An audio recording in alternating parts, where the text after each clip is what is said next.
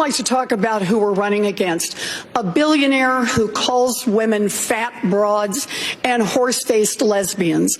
And no, I'm not talking about Donald Trump. I'm talking about Mayor Bloomberg.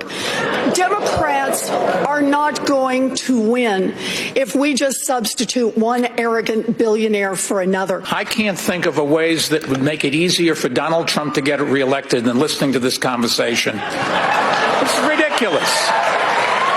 We're not going to throw out capitalism. We tried that. Other countries tried that. It was called communism, and it just didn't work. So let me make What a wonderful country we have. The best-known socialist in the country happens to be a millionaire with 3 houses. What did I miss here?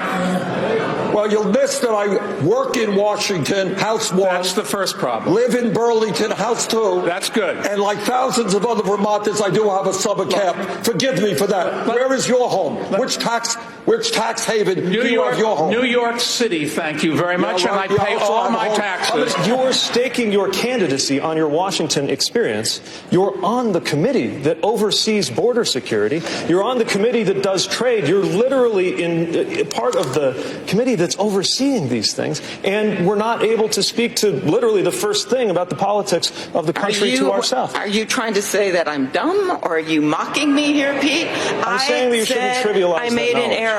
People sometimes forget names. He's basically saying that I don't have the experience to be president of the United States.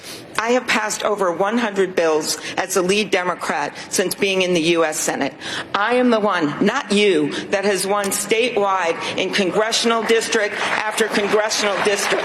And I will say, when you tried in Indiana, Pete, to run, what happened to you? You lost by over 20 points to someone who later lost to my friend Joe Donnelly. So don't tell me about experience. We could wake up 2 weeks from today, the day after Super Tuesday, and the only candidates left standing will be Bernie Sanders and Mike Bloomberg, the 2 most polarizing figures on this stage. And most Americans don't see where they fit if they've got to choose between a socialist who thinks that capitalism is the root of all evil and a billionaire who thinks that money ought to be the root of all power. And that's what we are saying, Pete, is maybe it's a time for the working class of this country to have a little bit of power in Washington rather than your billionaire campaign contributors. Mayor Buttigieg really has a slogan that was thought up by his consultants to paper over a thin version of a plan that would leave millions of people unable to afford their health care.